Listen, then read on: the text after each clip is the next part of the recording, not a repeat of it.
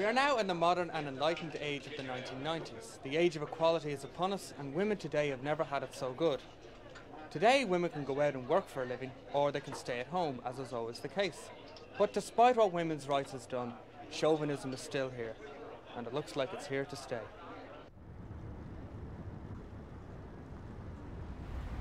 Really, the main people in the women's lib movement are just mainly big, fat, ugly feminists who can't attract men, and that's their problem. Man's been on this earth like for millions of years, you know, and he's been the boss. It was okay before I got married, was it? Fairly reasonable, but I've been training drama mastery since. Male pubs, all pairs, no women allowed in. That's the best way to have it. The lounge killed it, yeah. Ah, yeah, I had to get up and get my own breakfast this morning. That was a big change, you know. So your wife had that effect on you then, did she? Yeah, my mother used to get it from me before, you know. If women's lib was more geared towards accommodating males as well then it would probably, the balance would probably be working off a lot better. So I can talk about my mother actually, who through women's rights and all this has become a total pain in the backside about it, I would say. You are chauvinist. Most definitely. You are too alive and kicking. But we do appreciate women. Every home should have one. Definitely. They're only fit for kitchens and making beds and babies and everything. It's all women are fit for. Do you think you're a chauvinist? He's a farmer, probably. Why? I know men have to reserve themselves in their conversations when there are women around.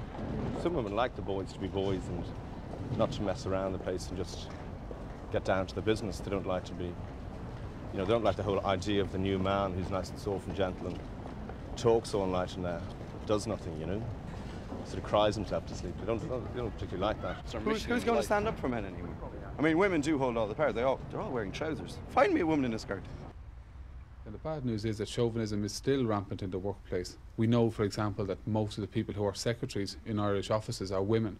Over 90% of secretaries are women. And we know, for example, that 99% of apprentices in Irish workplaces are men. That indicates the kind of attitudes people have as to what work men and women should be doing. So chauvinism is still rampant. Chauvinism still makes women secretaries and makes men mechanics. It's just that basically men have more pride in themselves rather than show their emotions to women or to anyone else.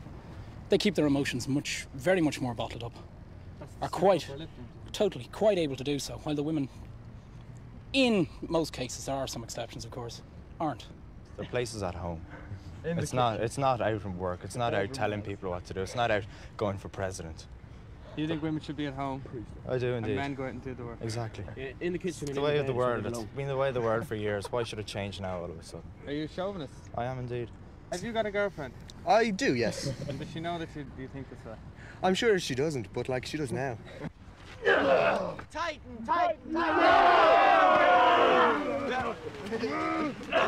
We know that up to 1974 it was perfectly legal to tell married women to leave their jobs as soon as they became married. So part of the reason why chauvinism is still rampant is that legislation is so recent, but people's attitudes are changing. And the reasons that people's attitudes are changing is that women will no longer put up with an attitude which says your life is basically involves going to school, working for a couple of years and rearing a family after that. Do you think your daddy should do the dishes? No. No. Why? Because he does at work. Do you think he should do the dishes? No. Why? Because it seems like a girl's job. Yeah, because Mummy has to do everything. Yeah. Daddy does not must sit around reading. He just sits around with his feet up on the chair. Looking at the football. Jobs don't have genders. It's people who put gender onto jobs. Sexism is alive and well and living in UCD. I'd like to take this opportunity, firstly, to offer a defence for Sid, because sexism in college, to me, is a double-sided affair. If you cut me, do I not bleed? And if you look at me, do I not flirt?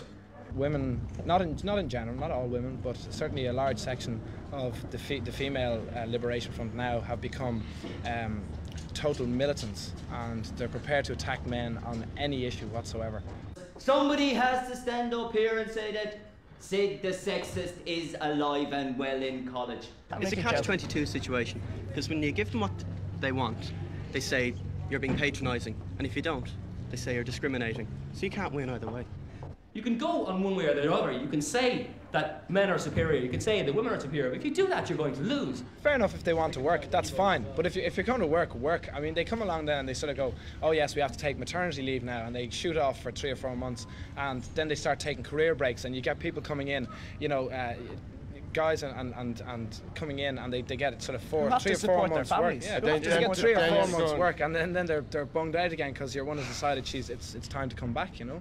The secret must be to create a climate of discourse and to create a climate of harmony. And extremism, and most particular in this college, feminist extremism, is doing as much as it can to prevent that process. If a woman goes out and gets a job, I say fair play to her. We're all doing the work that you're all doing, and there doesn't seem to be any problem there whatsoever. Everything from the discovery of electromagnetism to Stephenson's veritable rocket, were the work of men rather than women, the exception being Marie Curie, and of course she suffered physically for the discovery of radium with a kind of hidden footnote, subtext, whatever, serves her bloody right.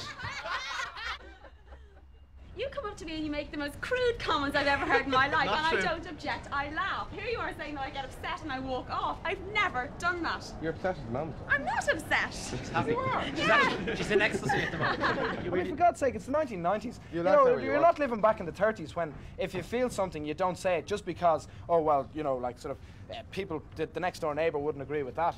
You know, that's the way this country has been living for the last 50 years. I mean, we're trying to get some progression here, you know. Too much in society and in college, we see faculties, we see subjects broken down in gender terms. That is why, ladies and gentlemen, this side of the House will conclude, very sadly indeed, that college SID, sexism, is, alas, too much alive in college today. The societies put up humorous posters, and these people coming down, they rip them down, they censor them. I mean, everyone's got to have a sense of humour. Yeah, I mean, that's what life is about. Yeah. And these people seem to have lost them. Well, as you can see, male stereotype chauvinism is alive and well on our streets, in the universities, in the schools and in the workplace.